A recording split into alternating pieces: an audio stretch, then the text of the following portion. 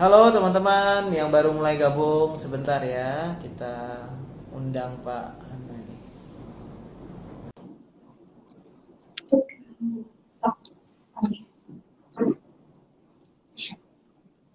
Kita lagi nunggu Pak Suwandi. Halo, Halo, Pak Himawan. apa kabar? Suara jelas Pak? Baik. Jelas, jelas. Oke, Oke. mantap, luar biasa ini. Thank you Pak Himawan udah ngajak nih. Kita bisa Sama-sama. ngobrol-ngobrol nih. Ya, saya juga thank you waktunya. Ini kita sambil nunggu-nunggu teman-teman gabung ya Pak ya. Betul, betul. Kita ngobrol-ngobrol santai dulu nih Pak. Gimana Jakarta Pak? Wah, Jakarta sih aman Pak.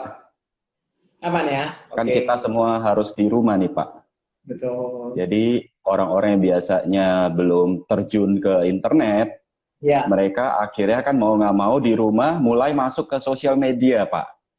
mau nggak mau. Nah, jadi habit terbentuk nih Pak. Jadi pada saat orang stay home, yang sebelumnya mungkin males lihat handphone, lihat sosmed, ya Ya, sekarang terbiasa lihat handphone dan lihat sosmed. ya. Termasuk Setelah saya itu itu, oh ya, Bapak ya, Bapak kan ada. dari dulu udah eksis Pak di sosmed. Cuma memang secara apa ya boleh dibilang volume ataupun frekuensinya Pak Oke, dengan oke. situasi sekarang ini menjadi lebih lebih sering ya, lebih sering Ya, ya, betul betul Pak. Jadi sekarang ya, makin sering. ya, Nah, pas orang udah stay home itu Pak, mereka ya, jadi makin kreatif juga Pak. Jadi betul mulai jualan online juga dari rumah, Pak. ya Pak, kita nyapa teman-teman ini Pak. Yes, Ini yes. Banyak yang udah join nih. siapa ini peranan, selamat bergabung ya. Kita mulai aja ya Pak ya. Oke, Pak. Ya Pak, Siap. kita mulai, kita Oke. ngobrol dulu. Jadi begini, saya mulai dulu deh Pak ya. Baik, Bagi Pak. Rina, jadi saya mulai begini. Saya ingin cerita sedikit siapa Pak Swandi ini. Kita kenal sudah cukup lama, mungkin ada 4 tahunan ya Pak ya, ada ya rasanya. Ada, Pak. Jadi saya tahunya Anda itu sebagai seorang boleh dibilang nyebutnya Pak Freedom Coach ya Pak ya. E-Freedom Coach. Pak. Itu terakhir pada saat kita masuk, saya masuk Instagram aja sih, Pak. Oh gitu ya. Ya, jadi intinya Anda ini sudah lama berkecimpung ya di dunia, boleh kita nyebutnya itu internet marketing atau bisnis online lah Pak ya. Karena Yes, sangat sulit yes. sekarang membedakan antara misal apa itu bisnis online, marketing online dan lain-lain. Mungkin saya tidak mau terlalu mengkategorikan di situ, tapi nanti nggak apa-apa, nanti Pak Swandi bisa cerita-cerita ya mengenai latar belakangnya dan lain-lain. Tema hari ini Pak, namanya juga Mhm. bincang-bincang ya Pak Swandi ya. Betul, Nanti betul, ini Pak. dua arah ini. Pertama tentu saya ingin bertanya dari sisi bisnis online, terus dampaknya karena ada corona ini, ya bagaimana Mhm. sebenarnya perilaku orang akhirnya banyak berubah tadi yang dikatakan Pak Suwandi di depan ya. Mhm. Dan kita akan bahas sedikit ya unsur pajak lah Pak, update lah ya. Betul, Karena betul. bagaimanapun mulai sekitar sebulan belakangan ini banyak sekali aturan-aturan baru dan Mhm, saya mhm. mau teman-teman yang mungkin tidak terlalu familiar dengan pajak menjadi sedikit apa ya, katakanlah kita akan menggunakan bahasa yang sangat simpel nanti Pak Suwandi. Mhm, mhm. Betul, Pak. Gampang dipahami sehingga katakanlah ya belajar pajak dan lain-lain itu menjadi bukan sesuatu yang sangat-sangat sulit sebenarnya. Betul, Nah, jadi betul. kita ingin sebenarnya nanti bincang-bincang kita itu dua arah Pak, gitu Iya, ya. betul, betul. Oke, yuk sekarang, wah ini ada Pak Santo ini. Halo Pak Santo. Pak Santo gabung ya. Jadi mungkin pertanyaan saya pertama dulu ini ke Pak Swandi, Pak. Mhm, mhm. Eh, dengan adanya pandemi COVID ini, Pak, ya, Mhm. secara pribadi, Pak, sudah banyak sekali mendapat katakanlah pertanyaan Ya, kata kuncinya sebenarnya begini, Pak, kami ini lagi kesulitan jualan ini. Hmm. Mungkin beberapa produk kami, memang tidak semua, Pak, ya. Tidak semua produk memang lagi turun, ya. Tapi ada beberapa yang masih cukup bisa jalan, seperti mungkin produk kesehatan, ya, ala-ala kesehatan dan seperti apa? Katakanlah yang jual obat, ya, vitamin dan lain-lain. Cuma mungkin problemnya Betul. malah barang agak susah sekarang, ya kan? Iya, Nah, barang susah masuk ya. betul. Nah, yang saya ingin sampaikan begini, Pak. Jadi ketika banyak sekali pertanyaan begitu, salah satu jawaban saya adalah memang dalam situasi krisis seperti ini, semua dari kita ini lagi susah untuk memang jangan mikirkan berkembang lah. Ya, Moodnya itu artinya secara apa yang kita setel ke perusahaan kita itu minimal kita bisa survive, Pak. betul banget Pak. Salah satu saya bilang kalau kita lihat di laporan rugi laba, di rugi laba, maka kita bisa melakukan itu dua hal. Yang pertama, kita lihat di rugi laba bagian paling atas yang disebut dengan sales atau peredaran bruto atau penjualan, Pak, topnya itu. Jadi penjualan ini jangan dianggap remeh, jangan sampai kita bilang putus asa terus kita bilang enggak mungkin Pak ada penjualan situasi seperti ini. Nah, tentu kita sudah dengar Pak kan ya, banyak sekali baik pakar-pakar yang lain atau mungkin Anda ada referensi. Ini pasti bukan dari saya yang pertama, Pak. Ada yang namanya pivot business itu, Pak. Ya, artinya seperti orang main basket di mana kita bisa tetap secara apa katakan arahnya mungkin beda. Yang tadi misalnya ya, seperti grupnya Sinarmas yang tadi mereka ya kita tahu lah bidangnya dan akhirnya mereka memproduksi APD, memproduksi masker. Nah, grupnya Parta Tilar yang tadinya ke kosmetik, sekarang mereka memproduksi sanitizer yang berhubungan dengan kebutuhan COVID saat ini. Betul. Artinya, sales tetap dipikirkan, Pak. Jadi yang saya ingin sampaikan adalah mungkin Pak Suwandi bisa memberikan pengalaman Anda kira-kira supaya teman-teman ini tahu, biarpun mereka melakukan pivot, apa yang harus mereka lakukan dengan memanfaatkan online ini, Pak. Nah, gitu, Pak. Silakan, Pak. Ya. Thank you Pak Himawan. Ya, jadi sebelum saya masuk ke situ nih Pak Himawan, ya, boleh, Pak. Saya ingin cerita dulu sedikit tentang Pak Himawan nih. Oh, boleh. Latar belakang kita ketemu nih.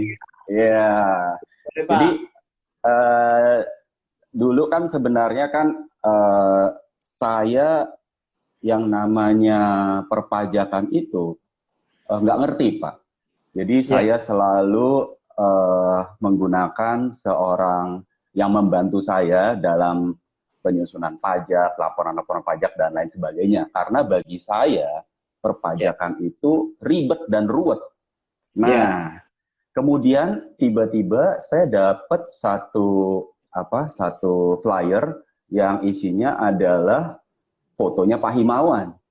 Nah, jadi saya langsung segera ikut ke dalam programnya Pak Himawan dan ternyata Pak Himawan menyajikan kepada saya dengan begitu mudahnya. Jadi akhirnya saya menjadi paham.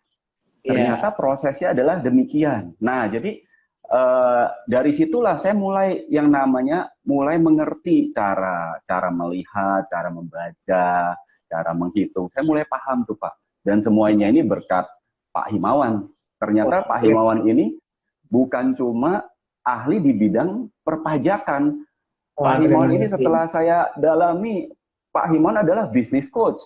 Berarti sebenarnya Pak Himawan ini sangat paham dari awalnya bisnis, cara pembentukan sistem, cara membuat pembukuannya, sampai proses bagaimana bisnis ini bisa scale up, bahkan bisa sampai ke IPO nih. Saya melihat, wah luar biasa. Tujuannya ya. Ya, jadi luar biasa sekali nih. Jadi saya terima kasih nih punya kesempatan bisa berguru sama Pak Himawan. Ya. Iya. Sama-sama Pak. Kita ini sharing ilmu ya Pak ya. Nah, kembali ke topik kita nih Pak Himawan, ya kan dalam situasi sekarang ini kan. Sedikit itu ada Pak Arifin, halo selamat gabung, Pak Andri, Pak Doang, selamat gabung. Ya Pak, lanjut Pak. Yes. Nah, dalam kondisi sekarang kan kita memang semuanya dalam kondisi harus bisa bertahan. Ya kan, kita harus, yang namanya Pak Himawan, kita harus lakukan pivot kan. Nah, kenapa kita harus lakukan itu? Karena kita nggak pernah tahu ini akan bertahan berapa lama dalam kondisi PSBB seperti sekarang ini. Kita nggak bisa dalam kondisi menunggu. Kita harus dalam kondisi proaktif dan bangkit. Betul, Pak. Salah satu cara yang terbaik untuk kita proaktif dan bangkit adalah ketika dalam kondisi kita harus di rumah, yang kita bisa lakukan tentu lewat online. Nah, sebenarnya sudah diprediksi bahwa online ini akan mendominasi market. Cuma mungkin ini akan terjadi 5 tahun kemudian. Tapi dengan adanya pandemi global ini dipercepat begitu luar biasa. Jadi akhirnya orang terpaksa online. Dan yang menjadi new normal kita sekarang ini adalah yang kita perlu ketahui, seandainya ini berakhir, pola orang-orang yang membuat keputusan juga sudah akan berbeda dari sebelumnya. Mereka akan membuat keputusan berdasarkan yang mereka bisa temukan di online. Nah, makanya sekarang ini para pebisnis mau nggak mau harus gunakan momen ini untuk bisa upgrade di online juga. Terutama dalam sisi 2 hal nih Pak, yang paling penting menurut saya 2 hal. Yang pertama adalah kita harus perkuat yang namanya personal branding kita. Personal branding ini satu-satunya lah yang bisa membuat kita menang di era persaingan ke depannya. Karena yang jual apapun pasti makin banyak. Ya, di marketplace saja, contoh kita bisa lihat kalau dulu misalnya hanya 1.000 orang yang memasarkan produk A.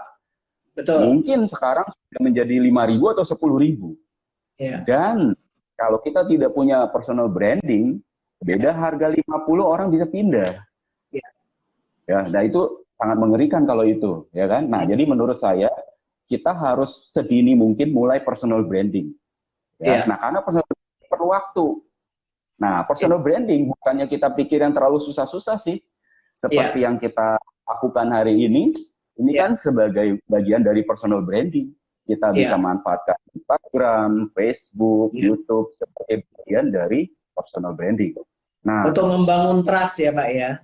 Betul, trust itu penting banget ya, karena sekarang kuncinya adalah orang tidak akan sampai ke tahap membeli produk kita kalau belum ada trust. Nah, jadi personal branding itu mempercepat orang trust kita. Jadi personal branding penting banget. Nah, yang kedua adalah kemampuan mendatangkan traffic. Nah, yang tadi Pak Himawan bilang yang bagian atasnya itu kan penting ya, nggak boleh yang bagian atas kecil gitu. Nah, supaya bagian atas gede, berarti kan traffic harus banyak. Traffic harus banyak. Nah, traffic yang banyak ini kan perlu skill. Nah, kalau kita mau cepat, kita tentu pakai skill-skill yang cepat, yaitu skill beriklan. Tapi kalau kita tidak perlu terlalu cepat, ya kita menggunakan organic traffic. Ya, organic traffic bisa melalui sosial media, bisa melalui blogging, dan bisa melalui banyak hal. Kurang lebih begitu sih Pak Him. Tapi cuma lambat Pak ya kalau yang yang organik itu ya. Betul, yang organik pasti lebih lambat. Dalam bisnis mungkin kita harus percepat dengan paid traffic Pak. Iklan itu memang perlu untuk menjembatani supaya organic traffic kan dia pertumbuhannya landai. Betul. Kalau itu kan cepat. Nah, jadi begitu. Jadi saya mau sedikit bicara dalam kondisi saya. Jadi benar-benar pengalaman nih Pak ya. Jadi ya Bapak ngerti bahwa ketika menjadi coach bisnis itu ada persoalan yang saya hadapi. Selama ini kan saya selalu katakanlah secara offline itu saya visit coach-coach saya.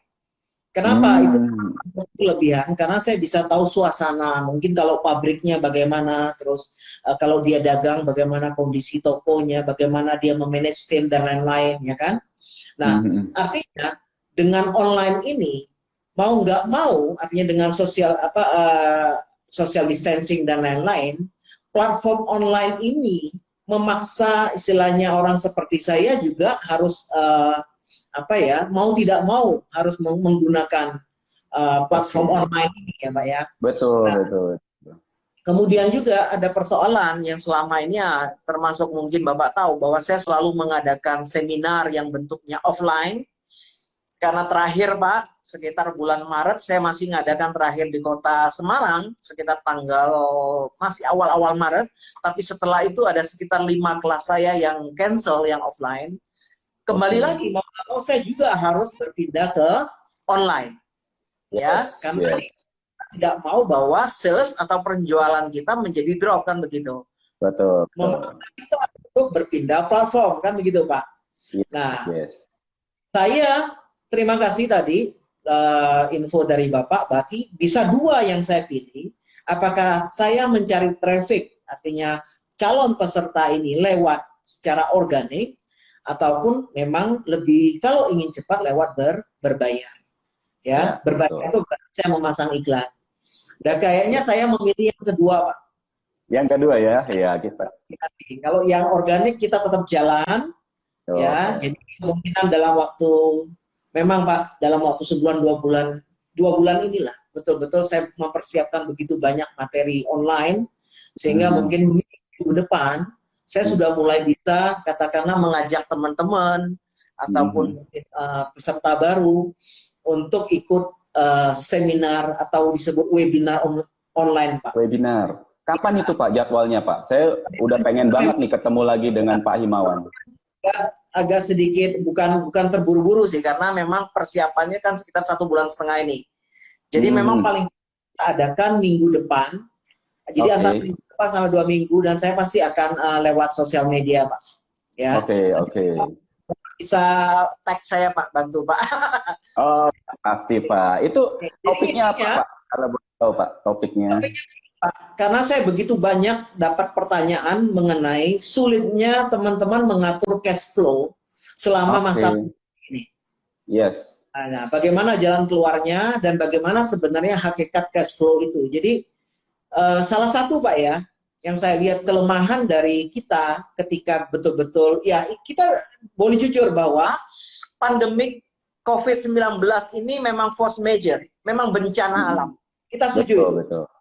Tapi alangkah luar biasanya waktu di lapangan saya lihat Pak, variasi perusahaan-perusahaan ini antara yang betul-betul siap, betul tidak siap, atau sedang-sedang, bahkan yang tidak siap sama sekali. Ini yang tidak siap sama sekali di bulan pertama kemarin sudah keok Pak. Keok dalam arti keok ya Pak ya. Jadi betul-betul tidak siap. Jadi ketika salesnya habis, ya betul-betul, di situ yang saya lihat bahwa sebagai pengusaha, sangat menurut saya ini ilmunya wajib, bahwa orang harus sangat mengerti bahwa cash flow itu seperti apa.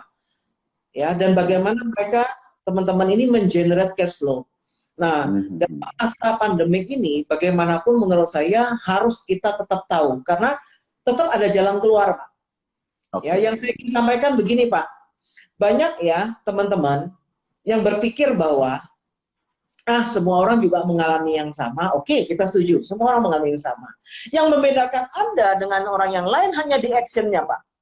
Semakin action ini, semakin lama Anda mencari jalan keluar dan Anda menjadi tidak kreatif, menjadi takut, khawatir, semakin lama itu, maka semakin sulit Anda untuk katakanlah bisa keluar dari krisis ini. Karena itulah saya melihat kalau kita ngomong 6 bulan itu adalah masa yang minimal. Masa minimal Anda untuk betul-betul bisa keluar. Nah, di situ Anda harus banyak persiapan. Nah, salah satunya Pak, kalau kita ngomong cash flow, tentu saja tidak hanya mengenerate Pak. Bagaimana mengenerate income lewat penjualan atau dengan strategi pivoting tadi ya. Kita juga bagaimana secara sisi operasional kita tekan.